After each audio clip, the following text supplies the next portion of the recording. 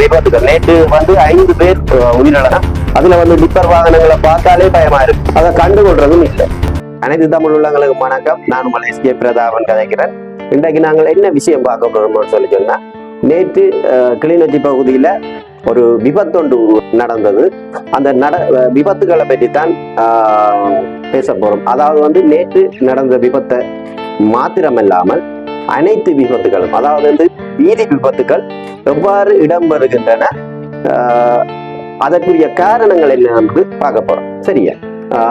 அதாவது உண்மையிலேயே இன்னைக்கு நாங்க பார்க்க போனோம்னு சொன்னா வெளியில போறதுக்கே பயமா இருக்கு. என்னன்னு சொன்னா நிறைய விபத்துகள் நடந்து கொண்டிருக்குது. ஒரு ஹைவேல போக முடியாது, அதாவது ஏனையின் ரோட்டில எல்லாம் நாங்க போக முடியாத சூழ்நிலையில இருக்கிறோம். என்னன்னு சொல்லிச்சுன்னா அதுல டிப்பர் வாகனங்களை பார்த்தாலே பயமா இருக்கு. என்னன்னு சொன்னா ஜெமன் பாற மாதிரி என்ற மாதிரி ஃபீல் வருது.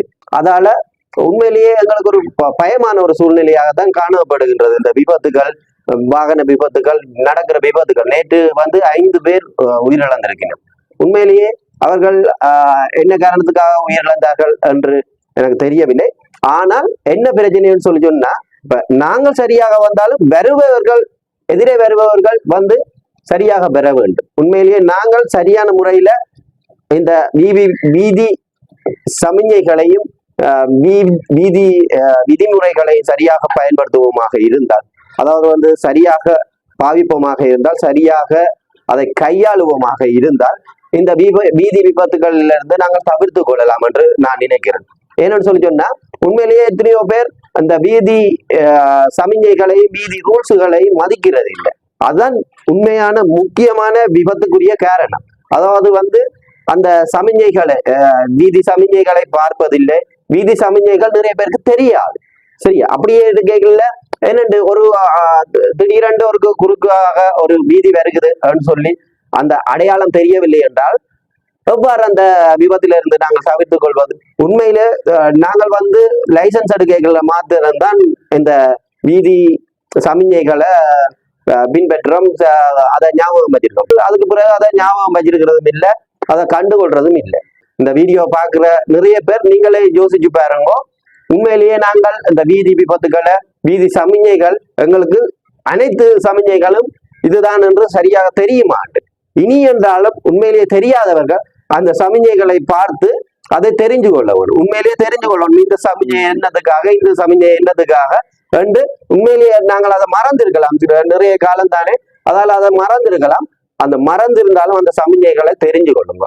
அடுத்தது எங்களுடைய நிறைய பேர் ட்ரங்க் அண்ட் டிரைவ், அதாவது மது போதையில் வாகனம் செலுத்துகிற நடைமுறைய பின்பற்றினோம். உண்மையிலேயே அது சரியான ஒரு பாரதூரமான ஒரு குற்றம். உண்மையிலேயே இன்றைக்கு கடுமையான தண்டனைகள் விதிக்கப்படுகிறது அந்த ட்ரங்க் அண்ட் டிரைவுக்கு.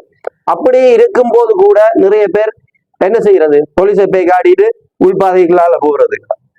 அது எங்களை அறியாம, எங்களை கட்டுப்படுத்த முடியாத ஒரு விடயம். அதாவது மது போதையில் வாகனம் செலுத்துவது எங்களை கட்டுப்படுத்த முடியாத ஒரு விடயம்.